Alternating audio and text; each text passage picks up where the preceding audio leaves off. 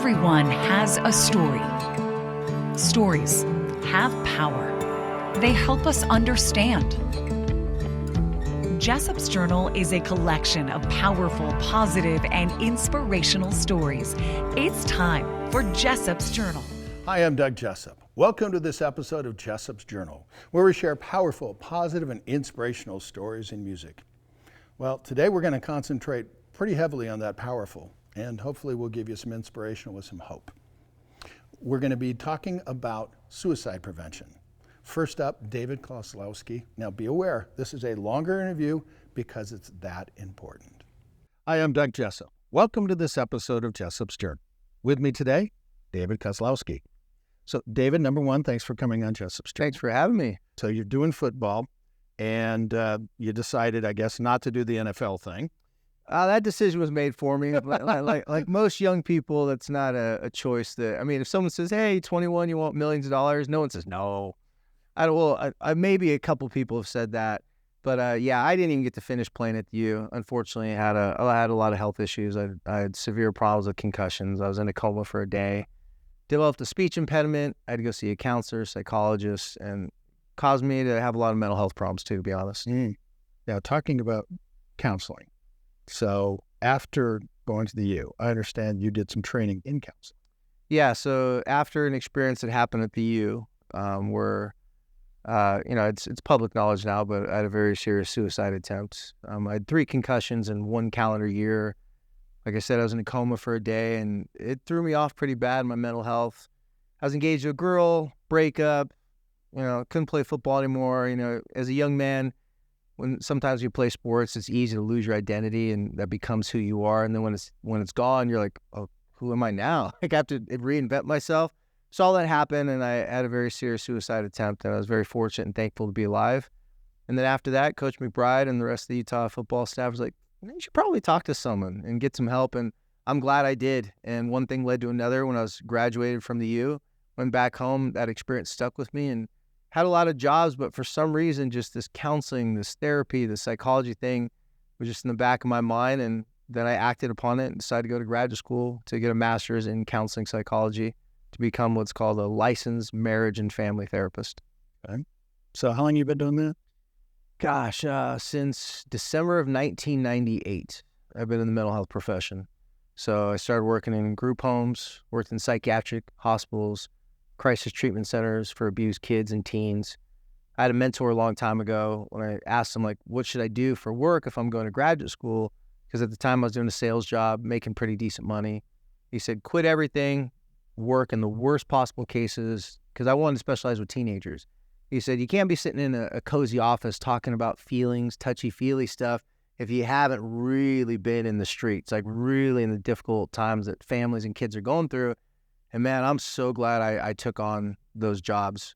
And mine was a unique situation because of my athletic background and because of the rough upbringing I had. I felt more comfortable in some really unsafe situations a lot of therapists probably shouldn't be in. But I kind of cut my teeth, and that's how I got my experiences working in pretty tough situations for at-risk youth and their families. When I talk with medical professionals, there's an interesting, profound impact that, especially when you were just getting started, that you were able to do something and it has helped shape what you do for the rest of your career. Was there a patient that you remember that had that impact on you? Absolutely.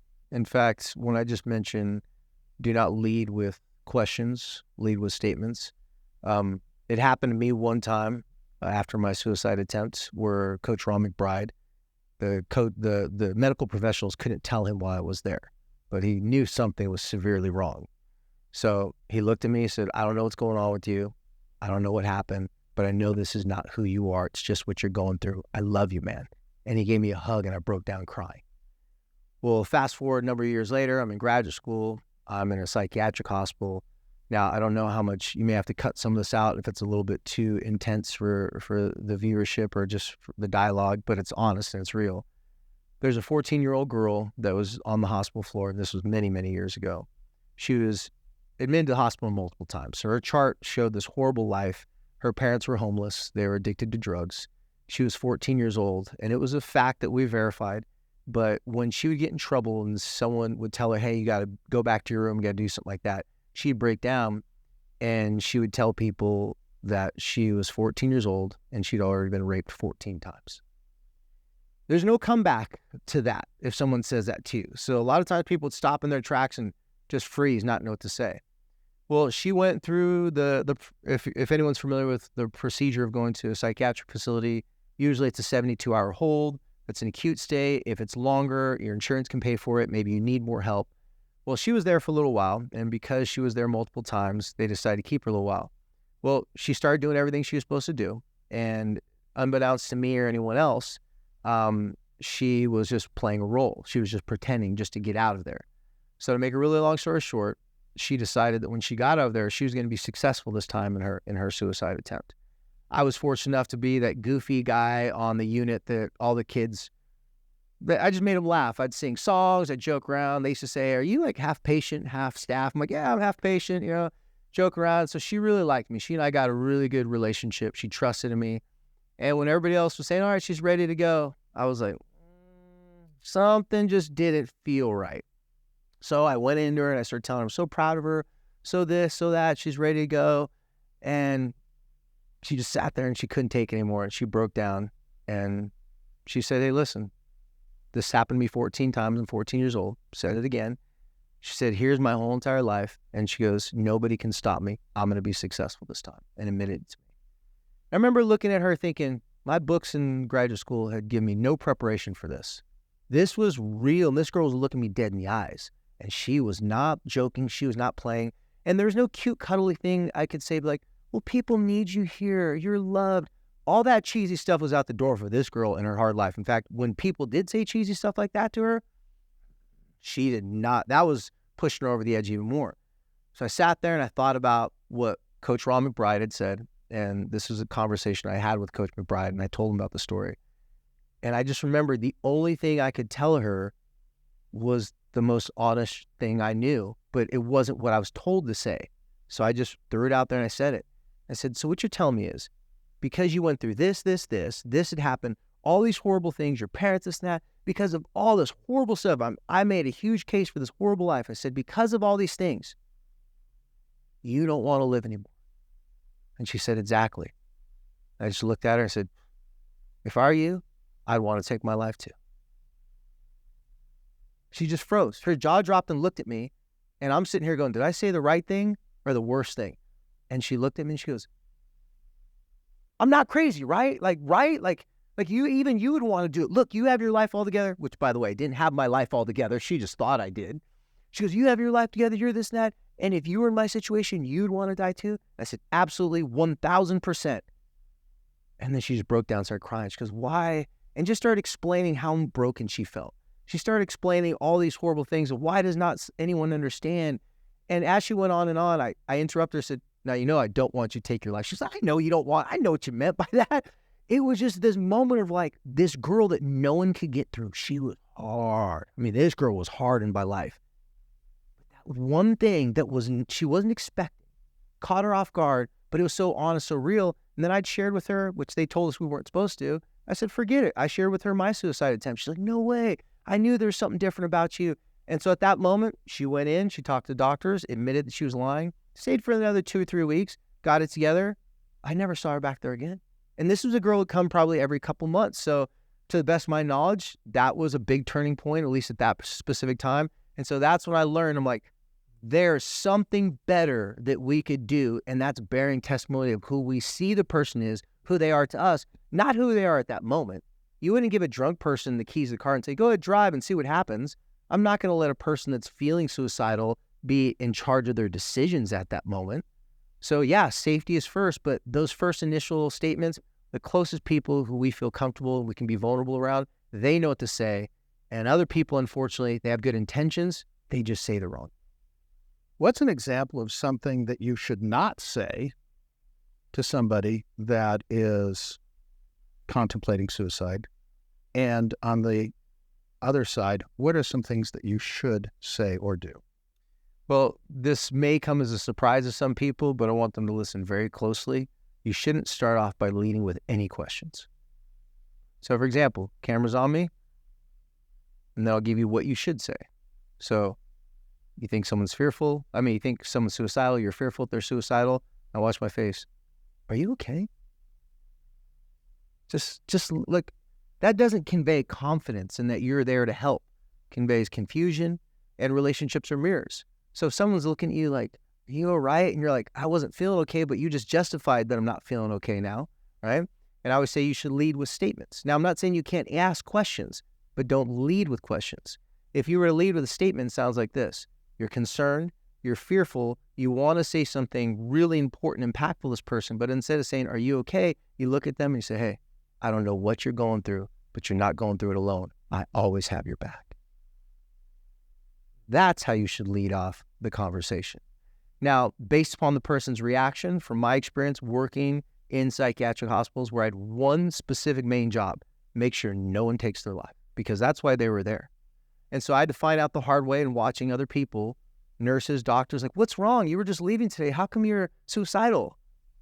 And the kid's looking around like, did you not read my chart? I've had a horrible life. Like, this is some serious stuff. Versus when I walked in, I said, hey, listen, I don't blame you for feeling this way. I don't know what's going on, but I'd really like to know how I can help you. Those are all statements I was just making. For some reason, leading with statements calms the nerves and the anxiety. When I say some reason, a couple of reasons is you know why the person's addressing you. If someone says, why are you suicidal? Or what's wrong? Are you okay? If you're really close to that person and they're asking you, are you okay? And you're like sitting there going, have you not been paying attention to any of my conversations? Obviously, I'm not okay. So I always tell people, lead with a statement just to let them know my intention is that I'm thinking about you, I care about you, my life's better because you're in it. Then when you get into asking questions, you can say, hey, would you mind if I ask you a question? Because I'm being totally honest, I have reason to believe that you might not want to live anymore. That's when you transition and get to the next part. So always lead with statements, never lead with questions. And I wish I could tell people the horrible responses and reactions I've had to people throughout the years from watching them or hearing them tell me when someone would ask them a question at the wrong time, it would almost send them over the edge. And of course, it's not the person's intention. In fact, a lot of the suicide prevention out there, that's why I said, please don't get your feathers and ruffled, but a lot of them say, what questions you ask first? And I would say, you never ask questions first, always statements. When you bear testimony in a court of law, you say, a question? It's a statement. You can only state what you believe about that person at that moment. And reminding someone what they're going through is not who they are can be very profound at that moment. Life comes with scars. Yeah. It's like my journal. It's got marks on it. How do you want to leave your mark? Pain can turn into a lot of purpose and a lot of passion. You and I have something in common. Remind me to share about the adoption. Go ahead. I was adopted by my grandmother, who's now passed away, and her husband. I grew up my whole entire life with this long Polish last name. I don't have a drop of Polish in me. I'm Mexican and Samoan. And my whole entire life, I felt like I didn't fit in. I felt like something was wrong with me. Felt like they just took care of me because they felt bad for me. And so my whole entire life, I really felt the need to just whatever people think is cool, I'll try to be like that person and just copy and paste other people's personalities, other people's behaviors. And then when I finally faced all my struggles and I went to counseling and therapy myself, I really had to figure out, what was going on with me that I was making worse. I found out that I, just like Coach McBride told me, I'm not what I went through. And so I want to be remembered as the guy that wasn't scared to break down and cry, wasn't scared to be vulnerable as long as it was going to benefit someone else, but also wasn't crying just to get people's attention, wasn't trying to use any sort of talents to get people to like him or to make money.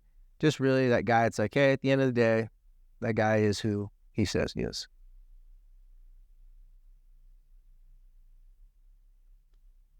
With another entry into Jessop's journal with my beach brother, Kozlowski. I'm Doug Jessop. If you are struggling with mental health and you're not sure where to turn, don't wait. Call 988. If you are feeling hopeless, if it's hard to find a reason to live, or you feel like there's nothing left to give, get your mind in a better state by calling 988. If you find yourself showing rage, seeking revenge, or going on a drug or alcohol binge, please don't hesitate. Call 988.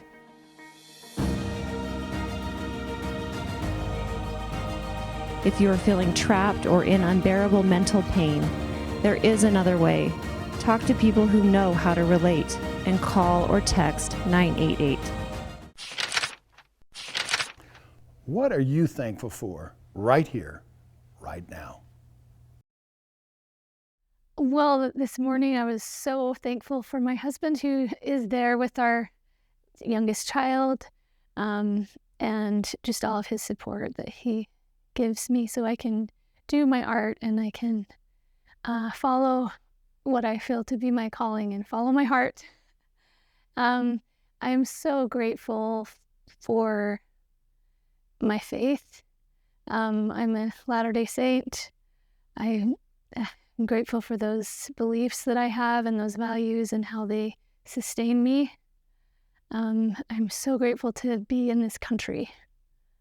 We live in an amazing place. We have so many opportunities. Later in the show, suicide prevention advocate Brandy Vega.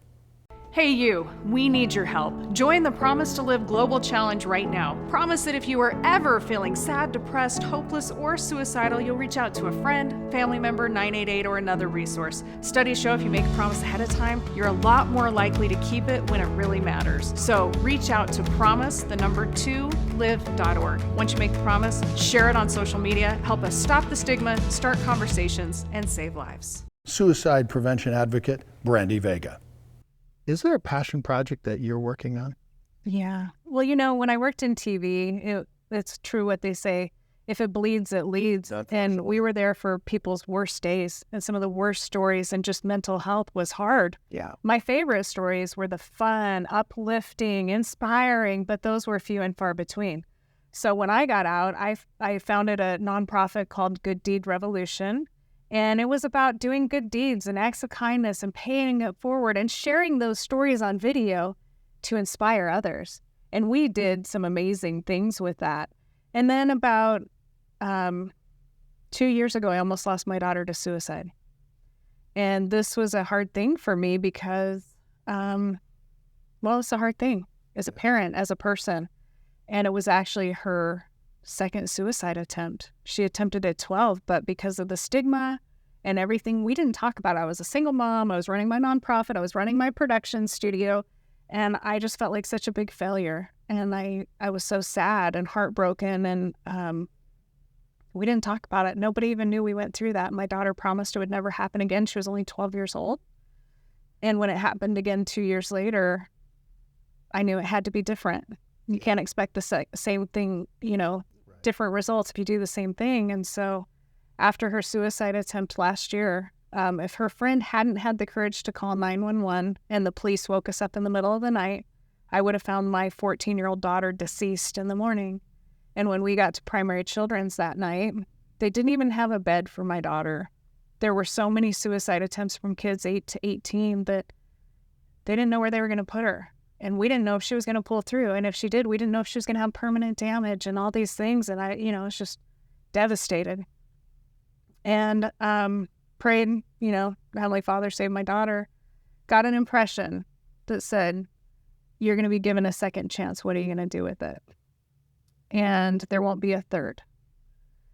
And that was terrifying. And so I said, I'll do anything you want. And I shared my story on social media because I volunteered at the hospital. I've done spiritual care. Nobody dies alone. I've sat at the hospital for 7 years with people who've gone through similar things. But to be the parent is totally different. And to feel so vulnerable when we're used to being on TV, we don't share our personal experiences that are painful and vulnerable. I mean, most people don't. Like on social media, we always just post the pleasant. Oh, yeah. It's all the This good is my stuff. highlight reel. My life is perfect. Your life stinks. I'm sorry. But I decided that I would ask for help because if my daughter survived, I needed to know where to go, what to do, how to do it. And I didn't know it. So I went on my social and I said, I'm here at primary, so my daughter attempted suicide. I don't know if she's going to make it. If she does, what do I do? My video went viral. I woke up, it had 12, 15,000 views. I had hundreds of messages. A few days later, my friends at NBC reached out and said, hey, will you share your story with us on the news? And I thought, no way. And I told them that. I said, no, I don't want to share this on the news. I don't want to be the voice, the face. I don't want anything to do with it. A few days later, maybe a week later, they called me back and said, hey, will you reconsider? It's a huge problem. Nobody will talk. And I thought, if I'm terrified and I'm used to being in front of these cameras, I'm used to being an open book and having people comment on whether I gained weight or whether I sound stupid. You know what I mean? People are very mean, and you learn how to take that as a journalist. Sometimes they're complimentary, but anyway, I thought if I'm terrified to share my story on the news, I can't imagine what a normal person feels like. And so I shared it, and I said, if you're watching this story right now, and I'm going to say it to you guys right now, if you're watching, stop what you're doing and go ask your child, your spouse, your parents, your loved one, your coworker, point blank if they're suicidal. And after our story aired on the news, I had a dad reach out, and he said, thank you. You just saved my daughter's life. To be able to say, I'm not the only person going through this. And I'm talking about the kids and the parents. Yeah. Don't beat around the bush. If I come to you and I said, Doug, are you feeling suicidal? This is a question that almost shocks people a little bit. It's like, wow. And they're going to be honest with you. No, I'm not. Or, yeah, I kind of am. Well, you know, the funny thing is I did do an interview with a gentleman by the name of Spencer Cannon. He is the sheriff's public information officer in Utah County. And they have a huge problem with suicide in Utah County. And he said that exact same thing. He says, you know, if you've got somebody, ask them. Right. People say, well, if we talk about it, you're going to encourage them to do it. That's nonsense. No. There are studies shown that say talking about suicide, asking somebody if they're suicidal doesn't increase their risk. Either they are or they aren't. So don't be afraid to have those conversations, because you know what? It could save a life. Well, the thing that, and yeah, I say this a lot, so sorry you're going to hear it again. Last time I checked, the brain is connected to the rest of the body. It's about time we start acting like it, treating it both in the medical field, but also about talking about it. Depression, anxiety, suicide does not need to be kept in the shadows and the dark. We've got to put some light on this because it's such a serious problem. It is, and people don't need to be ashamed or embarrassed or afraid to talk about it, because you know what? There's nothing to be ashamed about. Everyone has a story. Sometimes those stories are told through music. It's time for Jessop's Jukebox with Victoria Anthony.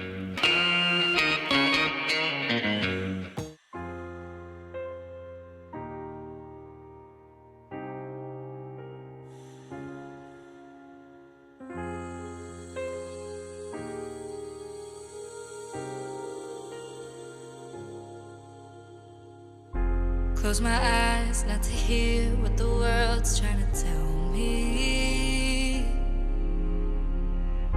'cause they don't understand, so I won't let them get me. I keep trying to find me again. Even tides break, but I know that they'll never break me. When the waves start to pull me right under, and the tide only keeps getting stronger, and my heart starts to beat even harder, it's not gonna stop me, I'll swim even farther.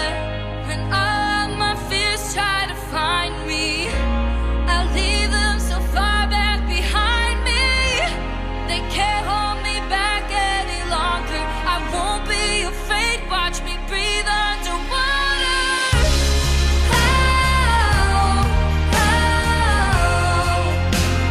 Breathe underwater.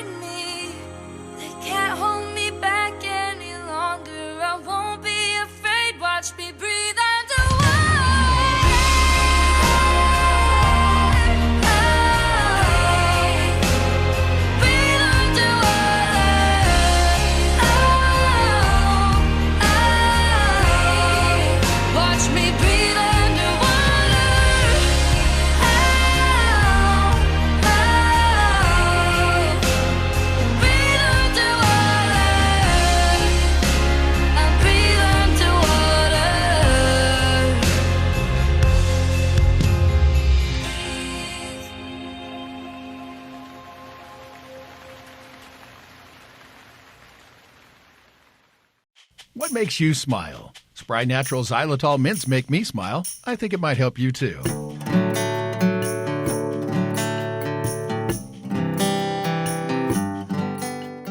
Thanks for watching this episode of Jessop's Journal, where we share powerful, positive, and inspirational stories in music. I hope that you'll remember, if you or someone you know find yourself in a dark place, call 988. They'll give you help, they'll give you hope. Here's the thing I want people to remember, and you know what I'm going to say, so come on, join me. Everyone has a story. Stories have power. They help us understand each other. With another entry into Jessop's Journal, I'm Doug Jessop. Watch me breathe underwater.